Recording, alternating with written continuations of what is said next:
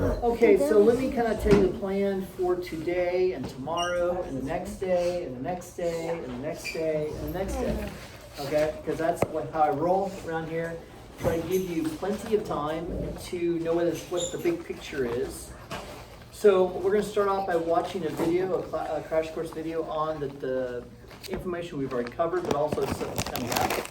And one thing that I've reminded you about is to utilize resources, okay? Not just, obviously, for example, the textbook is a resource. And so one of the things I was talking to the other class about is, and kind of reprimanding them about a little bit, is that when you're preparing for the quiz and the test, have you read the textbook, all right? Because no matter what, even though we navigate things and we focus on certain things, you need to open the textbook, read the context, look at the information. So for example, when we talked about republicanism, that is right there. It's the very first thing we talked about, right? And Griffin was giving me some really great answers last time. In fact, I was commending you to someone. I won't tell you who it was. And the point is that that's a key term. Right? Everything we talk about is essentially defined as a key term. And so in your notes somewhere, you need to have all the information, right?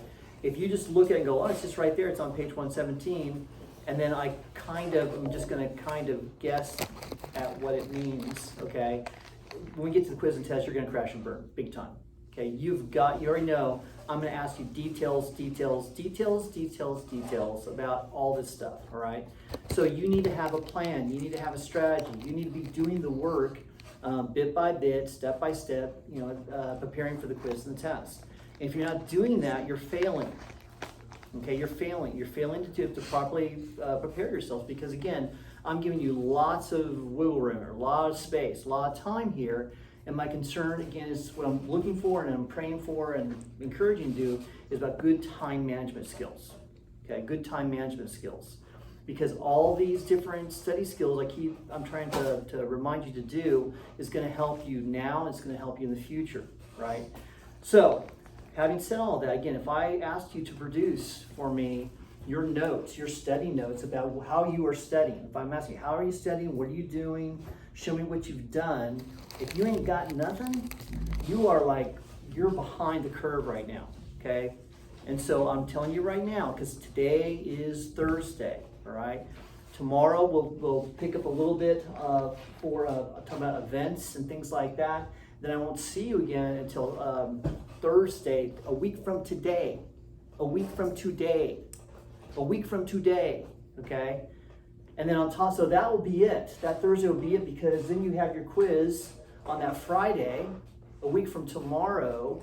And so the point is, if in that week, if you hadn't done a cotton picking thing, all right, then you're dead, okay? And so, and I know that's kind of harsh or very bleak or blunt, okay? But I'm trying to treat you like young adults, okay? So you need to have a plan. You need to have a plan. Don't wing it. Don't say, eventually I'll wait till next week to deal with it. Because what's going to happen, whatever happens this weekend, if you don't take your notes home, whatever, then we get to that worldview thing you guys do on Monday and Tuesday. You can be totally preoccupied with that. We get Wednesday. It's like a really, really short day. I mean, you may get maybe 30 minutes out of me, but I don't even have you guys on Wednesday, so it doesn't matter. Okay, all right, we might, I don't know, this is weird schedule right now. I don't know what's going on. The point is, at best, it might be just a little bit of time. And then Thursday is just whatever, we'll just kind of wrap things up a little bit, okay? So again, think about how you're going to study and what you're doing, right? And that includes every date, every name, every place, okay? Everything where you struggle with, again, you need to figure out how you're going to master this, yes? Okay. So what I'm going to start you off first with is video. Okay, so like I reminded you before, is that one way to understand the American Revolution is watch the stinking videos. There's like 1 billion of them on YouTube, right? Because the American Revolution is just it's like the event, okay, like the Civil War. It's the event, okay? So one I've pulled here is from John Green, Crash Course. You guys are know about him? Maybe not? Yes, no, maybe? Okay, all right. So here we go. If Griffin get those lights there, lights there, and I'll hit the magic stick.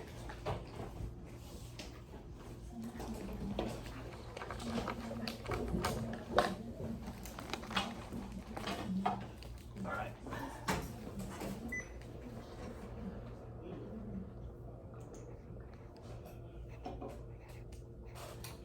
his face will come up. It's coming, there we go. Mr. Green, it was about tea, right? Also, it was not about tea. The Boston Tea Party was about taxes and our God-given right to smuggle. It's a little confusing me from the past, but that's why Crash Course is here.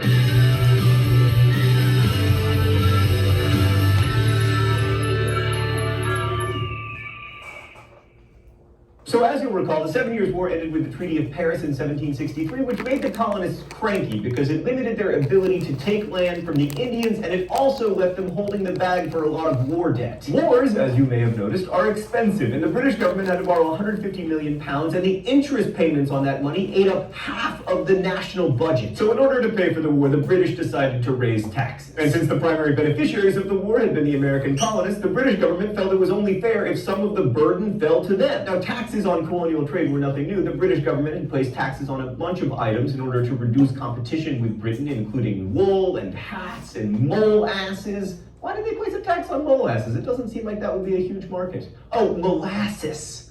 Right, of course. But those taxes were about trying to regulate trade in a mercantilist way more than trying to pay back war debt. And also, they were easy to avoid via smuggling, which we did because this is America. But mostly the colonists were angry because they didn't have any say about the new taxes that Britain was imposing. I mean, after all, by 1760, some colonies had been setting their own taxes through their own legislatures for 100 years. So the taxes themselves weren't really the problem. It was their lack of parliamentary representation. The first purportedly oppressive tax, the Sugar Act of 1764, extended the Molasses Act by changing the tax on imports from the Caribbean from 6 cents per gallon all the way up to 3 cents per gallon. So they actually cut the tax, but they decided to start enforcing it by stamping out smuggling. And to that end, the act also gave British courts the right to try colonial smugglers, taking that power away from colonial courts, which had been notoriously lenient when it came to smuggling on account of how they enjoyed smuggled rum as much as the next guy. But those initial acts weren't nearly as annoying as the Stamp Act, passed in 1765. The Stamp Act declared that all printed material had to carry a stamp. Unsurprisingly, that stamp was not free. This was purely to gain revenue for Britain, and it mostly affected people who used a lot of paper, you know, like newspaper printers and lawyers, just the kind of people you want to anger about taxes. So in October, protesters organized the Stamp Act Congress, which after a meeting decided to boycott British goods. And this was the first major coordinated action by all the colonies together, and it might be the first time that we can speak of the colonies acting in a united way, almost like, say, a government. Committees of correspondence, which had been created to encourage opposition to earlier acts, now grew to coordinate the boycott efforts, and they helped people become more aware of their liberties, and they also spurred street actions that occasionally became violent. These direct actions were organized by groups calling themselves the Sons of Liberty, and guess what? Coordinated action worked. The British Parliament repealed the Stamp Act, but they did pass the Declaratory Act, which was all like, listen, you're not the boss of us. We can tax you. We don't want to tax you right now as it happens, but we could if we wanted to, but we won't, but we could. So the repeal of the Stamp Act was seen by many in the colonies as a huge victory, but most of the people organizing the protests were elites, you know, the kind of people who use paper. But once you start talking about the idea of representation, everybody wants in. Meanwhile, Great Britain still needed money, so Chancellor of the Exchequer Charles Townshend got Parliament to pass new taxes in 1767. The so-called Townshend Acts also created a new board of customs to stop smuggling, which we didn't like one bit. You don't like it when I say we? Well, tough luck. I'm an American. Bring back the Libertage, Stan.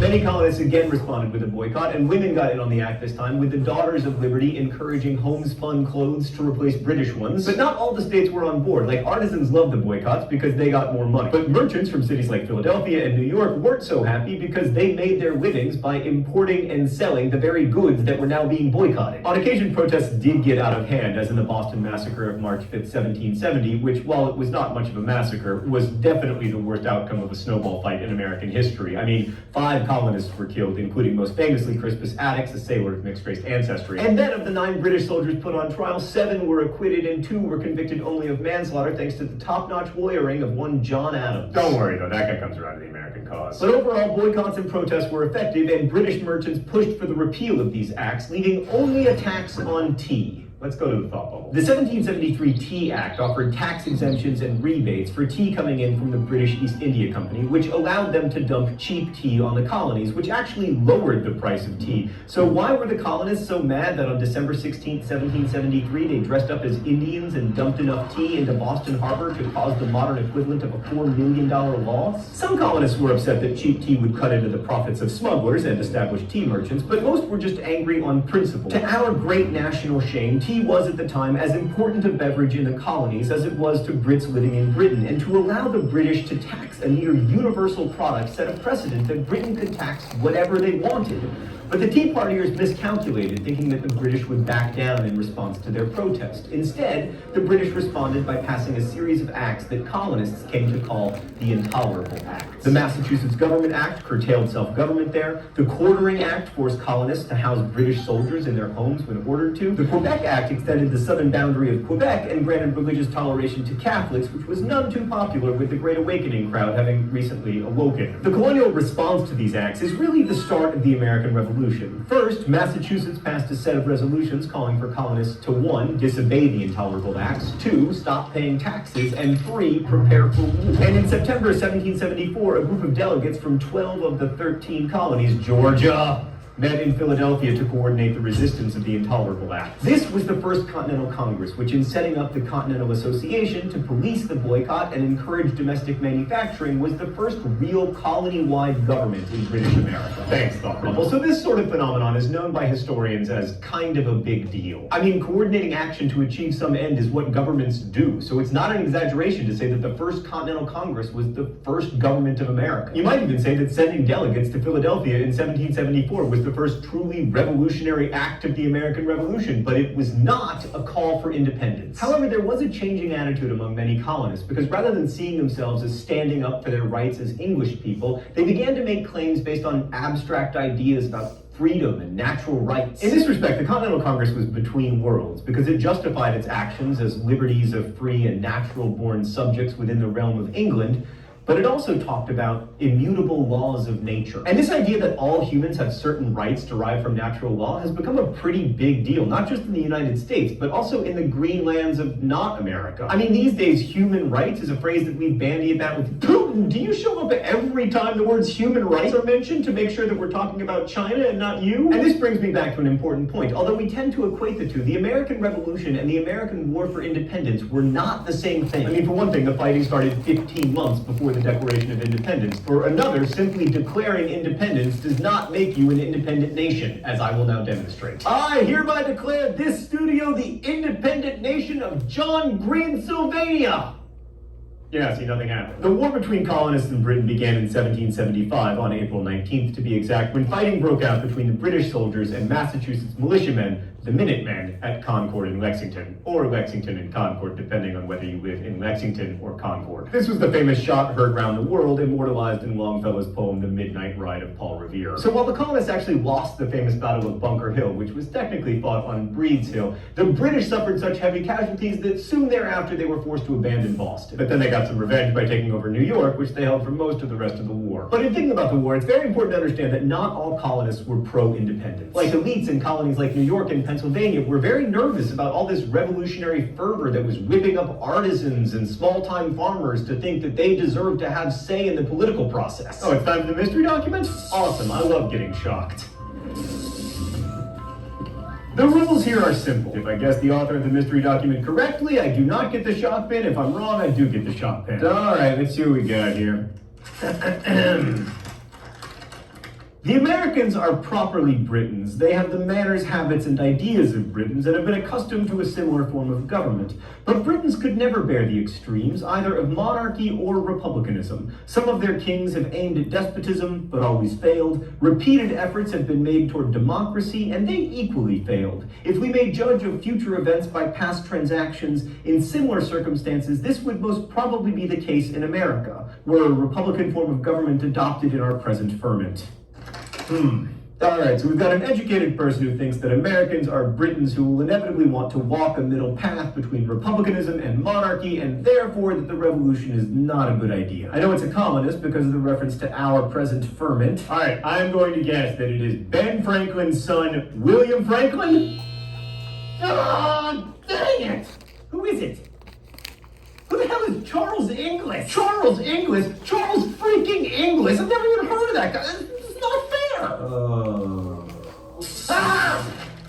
Oh, I hate that. Apparently he's a bishop or something. Anyway, people like Inglis remind us that not everyone in the colonies was all fired up to be an independent nation. In fact, in July of 1775, the Continental Congress sent the Olive Branch petition to King George III, suggesting that Americans were loyal British subjects who wanted reconciliation with the mother country. But then along came Thomas Paine's pamphlet, Common Sense. Why couldn't that have been the mystery document? Common Sense appeared in January of 1776, and it was like the Harry Potter of its time, only with liberty instead of wizard school. Written in relatively straightforward English, the pamphlet contains many powerful rhetorical arguments, like, of more worth is one honest man to society and in the sight of God than all the crowned ruffians that ever lived. Others were just common sense, like this nugget. There is something absurd in supposing a continent to be perpetually governed by an island. Pow! Also, there's the beautiful sentiment, the weapon we have is love.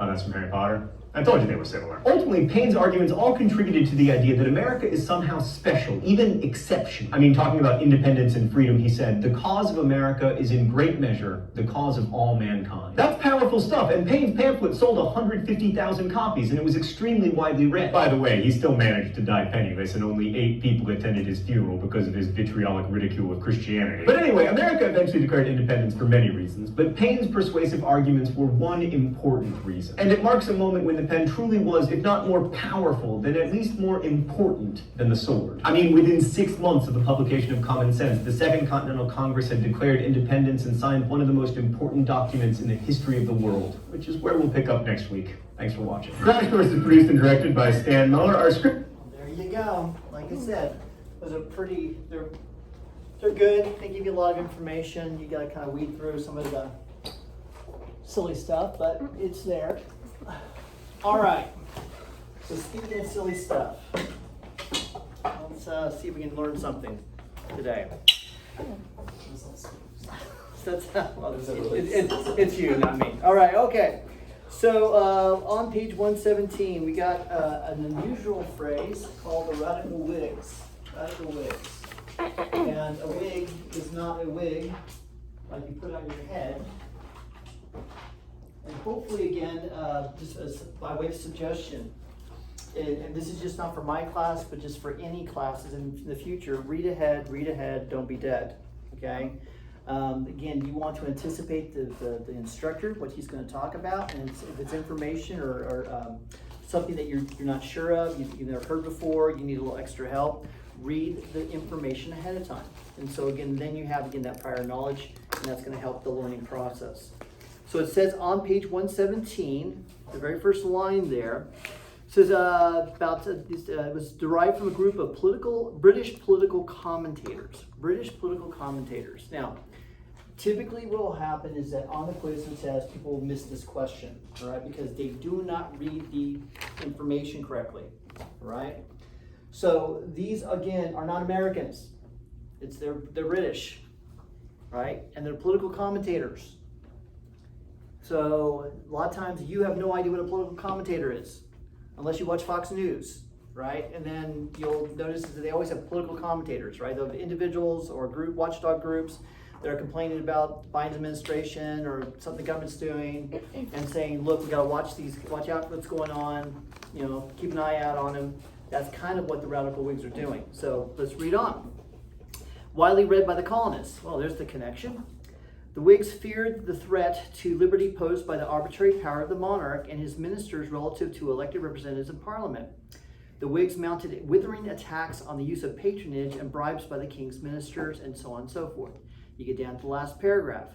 The Whigs warned citizens to be on guard against corruption and to be eternally vigilant against possible conspiracies to denude them of their hard-won liberties. Okay? Now that should be fairly self-explanatory.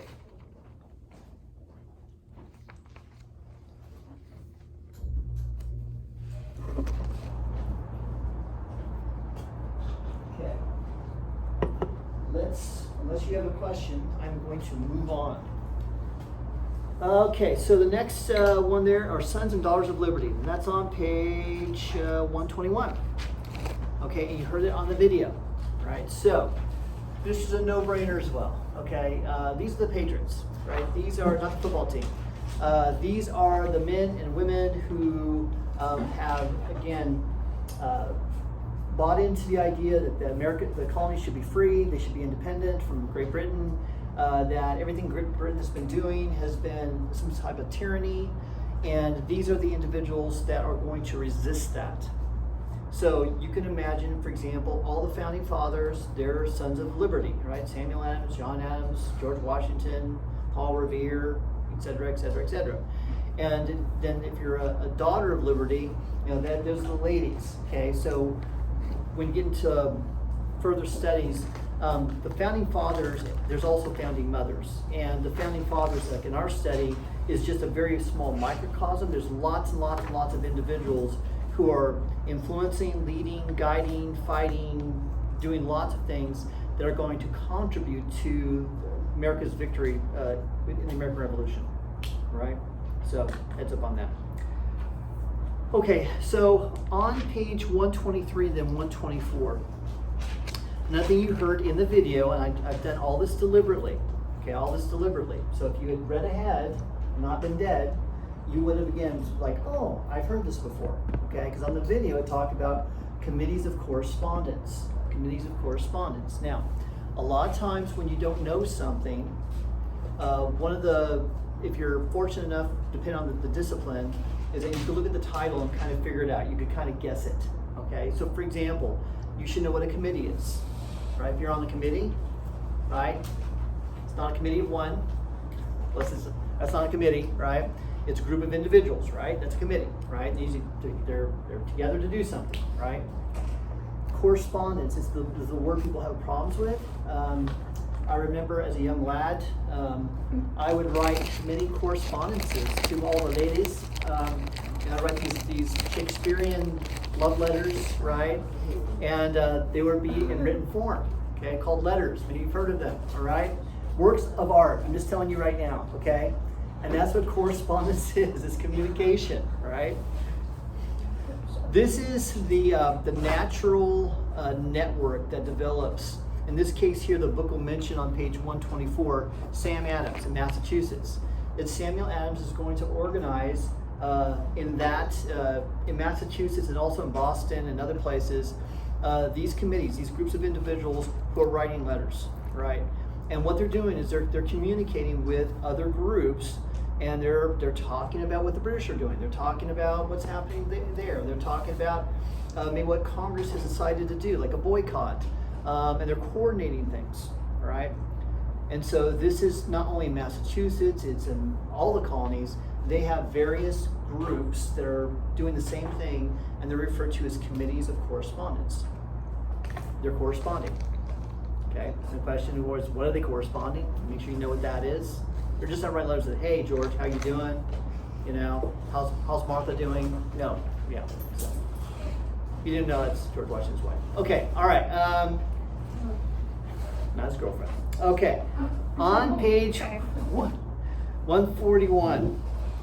141 in the next chapter.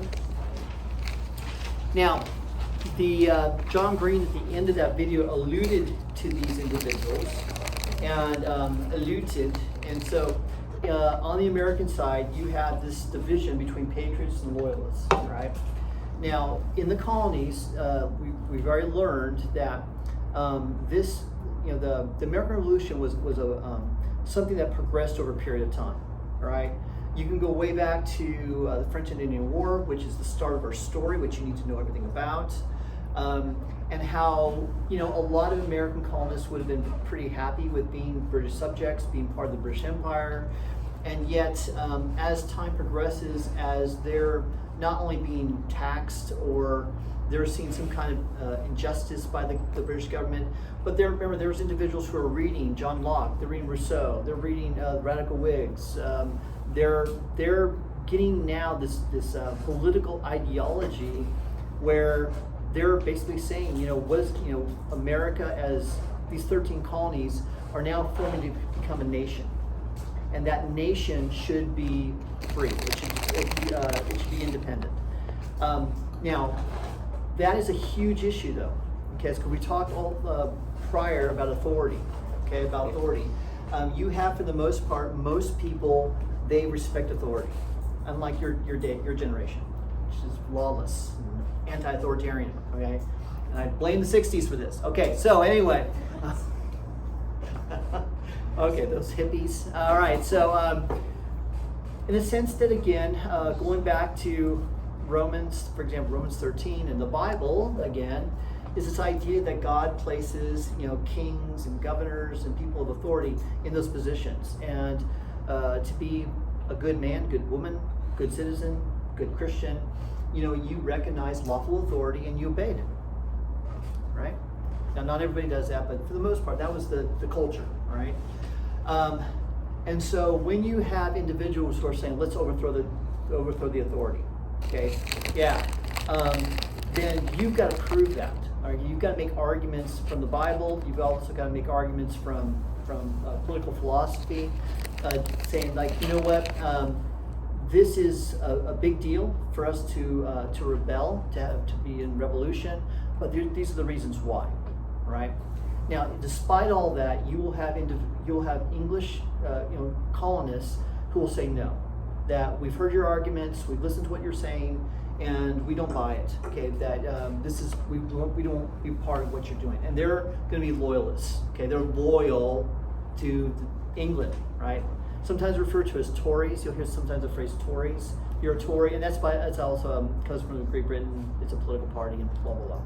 So on page 141, on the right-hand side, the very first paragraph, it mentions there colonists loyal to the king fought the American rebels, patriots. You have loyalists and patriots, right?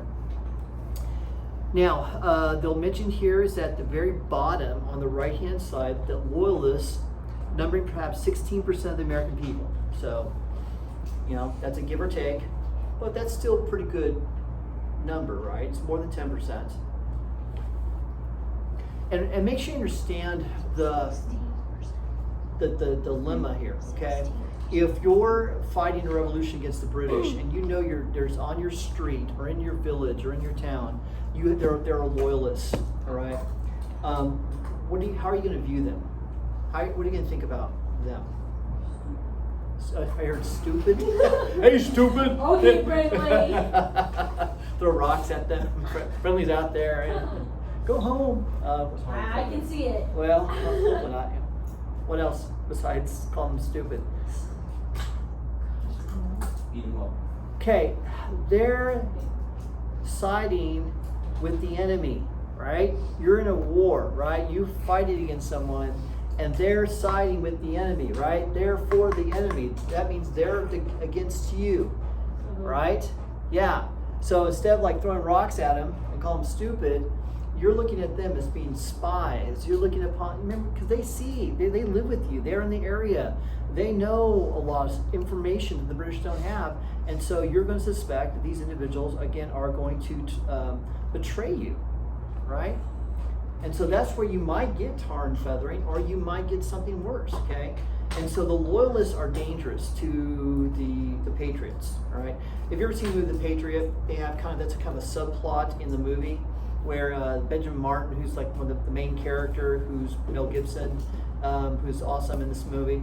But basically, there's a neighbor who is a loyalist, and basically he joins actually with the British Army, and he has all the inside information about Martin, and Martin's kind of like a guerrilla warfare fighter in the American Revolution, and because of that, a lot of families' homes are burned and their families are killed. I mean, it's a big deal, okay? So, having said all that, flip it on over to page 143. Now, what types of people would be loyalists? You heard this in the video a little bit. It says, many people of education and wealth of culture and caution remain loyal. So, it gives you some descriptions there, right? So, for example, education. And you gotta be careful on this because, you can have people who are sophisticated, who are knowledgeable, who are well educated, who could be patriots, and there were, obviously. And then you could also have loyalists who could be well educated too. So education per se, because then also you can do the flip side, that where if loyalists are educated, that means the patriots are uneducated, like they're a bunch of hicks or something like that, and that's too simplistic. Wealth would be part of it. Again, if you are a large plantation owner, you have a lot of property, you have a lot of wealth, and you're in danger of losing that because of the war, then maybe you're not less inclined to risk that, right? It also mentions here as an idea of culture and caution, and so that goes back to that cultural background of respecting authority, to obey lawful authority, and so on. And so to actually cross that line and say we're going to rebel, because remember the whole thing about rebelling is that you run the risk of rebelling against God if you're wrong, which is not cool. Okay. And on top of that, if you do rebel and you lose, then the penalty is death. So, I can understand the caution part. Like, let's slow down here a little bit. I mentioned here loyalists were also more numerous among the older generation. And so, what do you think that is? Why would... Old people don't like change. Yeah, old people don't like change. That's right. That's right. I'm like the... What's that? Yeah, I know. No. That is, yes, works. Okay, all right. Okay, moving on. Now it mentions down, the next paragraph down, the Anglican clergy, okay, Anglican. So we talked about denominations, and one of the largest denominations besides the Congregationalists are the Anglicans. And the Anglican Church is the representation of the Church of England in the colonies. Okay, it's not called the Church of England in the colonies, it's called the Anglican Church, all right? And so therefore, anyone who's really, obviously the clergy would be probably be loyalists, and also to people who are probably very loyal to the English Church would be inclined to be loyalists. And they actually say there that in a large portion of their congregations, all of whom had long been taught submission to the king. All right, so that little paragraph there. And so also when you ask about, where the pockets of loyalists would be, obviously where, like, for example, the Anglican Church, they're strongest in the South, and they're strongest in, like, New York, okay? So that would be pockets of mostly loyalists there. Now on the right-hand side, on the very top, the second paragraph, it mentions about 80,000 loyal supporters of King George are driven out or fled. So 80,000 people is no small number. And typically you're going to go, we had this little debate in the other class, where are they going to? Canada is the go-to usually. I mean, it's the closest as far as the continent goes. You're not going to go to Spanish Florida or, to South America. So you're either going to Canada or you're typically going to back to England. You're not going to go west. Pretty much the west is the wilderness too much. It's pretty difficult to do. Now the next paragraph is important. It says here, some 50,000 loyalist volunteers at one time or another bore arms for the British. They also helped the king's cause by serving as spies, by citing the Indians, and by keeping the Patriot soldiers at home to protect their families. And that little line there's important there, is that when you're a patriot, when you're a soldier, if you're part of the militia or you're part of the professional army, you leave your families alone. You leave your family, and a lot of times families would band together, or they go to the cities, they go someplace for protection, right? But if you're in a small village or town in the wilderness, or you're in the outskirts, and the man leaves, right? You're at risk, because what the loyalists could do is they could say to the Indians, remember the Indians are still there, right? And a lot of the Indians are supporting the British, and so they could tell the Indians, hey, this place is unprotected, go take it. Right? And that's like a huge fear for a lot of these guys. Okay? If you're going to go fight, what's the danger to your family? Okay? And the loyalists, unfortunately, would kind of instigate that. Okay? A great story too about the loyalist and patriot thing again is Benjamin Franklin. Is that Franklin's own family? You heard it mentioned in the video when John Greer was doing the mystery document. He mentioned William Temple Franklin. Okay, that was actually Franklin, one of Franklin's sons, and who was a loyalist. And so here's Benjamin Franklin, who's the super patriot, and here's his own son, who basically is a hardcore loyalist, and they're going to have conflicts between the two, big time. Right? So, yeah. Division within the family. Right. All right. Any questions up to this point? How you doing there, Annie? Doing okay? All right. Okay. Okay, so let's talk about some more stuff you need to know. Now, you got peoples. Okay, you got peoples. We've talked about groups, now you have peoples. Now, my thing to you again is you've got to figure out how to figure out who these people are. Okay? Now, the good news is that you kind of know. If you've been American for some number of years, you've gone to elementary school, you've gone to middle school, you've heard these names before. Okay? And so that's good, but then if you don't know anything about these people, that's bad. Okay? So for example, on the line here, and this is just a sampler, this is not the full list here. You got Benjamin Franklin, you got George Washington, you got John Adams, John Hancock, Paul Revere, the Marquis de Lafayette, you got Thomas Paine, Thomas Jefferson, Benedict Arnold, and Molly Pitcher. Now, then you have the British side, you have King George, it's not George III, you have General Howe, you have General Cornwallis, and then you have Hessians, okay? So 2 points here is that number one, in your studying, you need to look these people up, okay? And use your textbook, all right? But again, and I don't expect a biography, but what I would do is that on the events, okay, like we've got these events here, all right? If it's a document or if it's an event, link the names with the document and the event, okay? Link the name with the document event. I don't expect a bio. I don't expect the year they were born, year they died, the whole full story. We'll get to like Washington, we'll get to him later on, yeah, with the full story there. But that's one easy way to study, okay? It's like, where's the connection to the American Revolution? What does this guy do, okay? And I'm gonna give you a little activity today that's gonna help you do that, all right? Now, in the meantime, one thing I would want to point out is that, for example, yesterday in class, I mentioned Benedict Arnold, okay? And the class did not know who Benedict Arnold was, okay? And I was like really shocked about that. And I'm gonna find out, does anybody who does not know who Benedict, if I call you, Allie, a Benedict Arnold, okay? Am I complimenting you or am I insulting you? Huh? Why do you say that, Addie? Because I've heard it been used as an insult and not as a compliment. Back to Like, I know, I know, like, I remember in like 8th grade or whatever. Okay, but I so- don't remember who he is. Okay, all right. Okay, Griffin. It's not He was a general in the Revolutionary Army Yeah. who basically lost the battle, ran away, and then joined the British and started insulting people. Okay, not bad, not bad, okay? So the short term is that up until to a point, Arnold was like one of our major generals, okay? He won significant battles, especially Saratoga, and, or was a part of that. And so he had a big ego and felt slighted, felt he wasn't getting enough attention. And so he's basically the plant, we had a fort at West Point, maybe you've heard of West Point? Military, okay.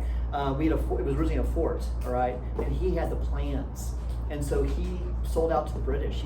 He offered the British the plans for money, and he got caught. It's like a spy story where he, all this intrigue and so on, and he got caught. And then before, as far as they found the plans, and before they could hang him, the Americans could hang him, he skedaddled to England, okay, and lives in infamy as a betrayer of the American cause. So it's, I mean, if I called, again, Allie a Benedict Arnold, I'm basically calling her a Judas, okay? That's why you don't ever name your dog. It used to be, you didn't name, there's certain names you don't name your dog, or you don't name your friends or your children. Like, hey, let's name our kid Judas, okay? Like, or Jezebel. Let's go, yeah. Okay, forget it. Okay, I get the idea, right? You know someone named What? Jezebel? Yeah. Why would someone Judas. Like, what an ugly name. Like, forget the fact that, like, Well, if I feel like if she wasn't, like, if you never met her before and Yep. you know who she was, that might be. Well, you know what's unusual about this? Okay, listen up. What's unusual about this is that years and years ago, not too long ago, everybody would have known the name Benedict Arnold. It used to be taught. It was a normal thing. Okay, it's like, again, Columbus or something like that. It was just one of these things about American history everybody knew about. It's just strange again that now we're kind of losing that, which is not a good thing. All right, same thing we get down to, let's look at the Hessians, all right? The Hessians are not a person, Well, they are people, but, okay. On the Declaration of Independence, one of the complaints, remember we had these indictments, right? He, right? No, so. I don't, you know. I feel like Michael Jackson. Okay, so, anyway, the point being is that King George hires mercenaries, okay? And these are German mercenaries. They have the British professional troops that are fighting against the Americans, but King George felt that wasn't enough, and so he basically hires these guys. And these guys are well known for being cruel, being tough, being terrible, all right? And in fact, it's going to be a group of Hessians that Washington's going to defeat at Princeton and Trenton, okay? And so, but there you go on that. And I also have the page number there on page 136 on your outline, all right? Okay, so I'm going to give you the last homework assignment for this section deliberately, okay? Thank you. I don't even know. And I need to explain it, as always. Ooh. I don't even know. Molly is moving. Oh, that looks pretty. Okay, so one of the oddities of America is that we have, at least with youth, is that they have trading cards. You know, and when I grew up, you used to have baseball cards, right? You had gum in it, and and all that kind of stuff. It could be football, and it could be baseball, and so on. And then it kind of branched out. You had Pokemon cards, right? Every guy's ripping into that kind of thing, right? And so there are trading cards for almost anything today now. And there's actually trading cards for history, right? So for U.S. history, there's actually founding father cards. Okay, don't laugh. Do you have any? I will not answer the question, guys. It is okay. Army training cards. Okay. Anyway, mocking me, and so so you're going to have two choices here for mini projects. Okay. So the first one is you're going to create You can do trading cards. Create trading cards. Okay. And so it says here, students will create trading cards like a baseball card, if you know what it is, describing two of America's founding fathers. All right. So you will select two of the group I've got listed here, all right? And if you wanted to do somebody else a little bit, you can just ask me. And what you're gonna do on the front of the card, you're gonna have a photo or a picture, whatever, of course. And basically it's like playing cards look like the size. Okay, it's basically like 4x6, something like that. Okay. You have to have a photo of the colonial flag and the political party. Now a lot of these guys here don't belong to a political party because political parties don't really exist yet prior to the Constitution. On the back of it, you got date of birth, date of death, place of birth, political party, again, I don't know. Okay, occupation, role during founding of America. Now the role thing is really kind of important, all right? That's where you get a lot of your information you need for the quiz and the test, okay? And then an interesting fact or quote, all right? So you've got a lot of links to look that up. And then on the next page over, I've given you a little diagram, okay? For those of you who are visually that way, all right?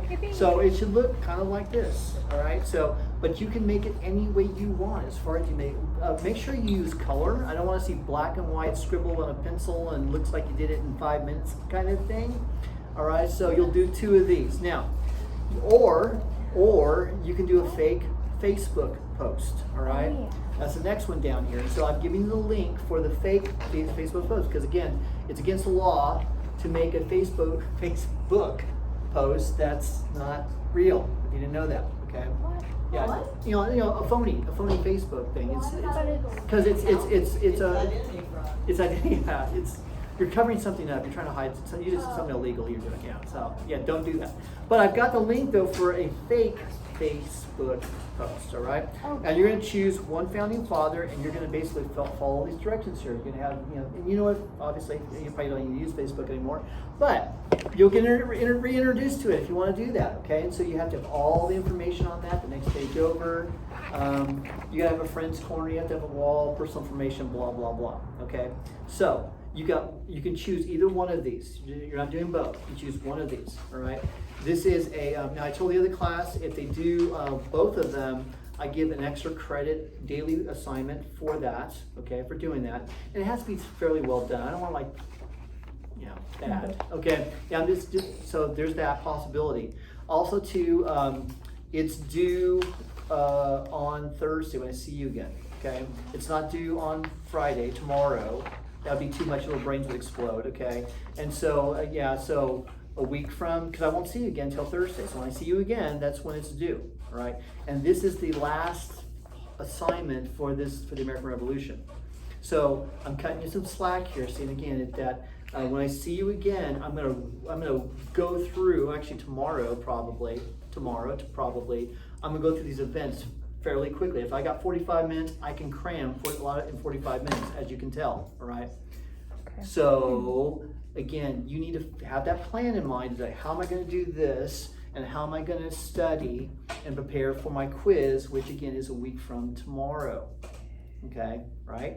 So I'm putting it all on you, okay? Any questions on the plan?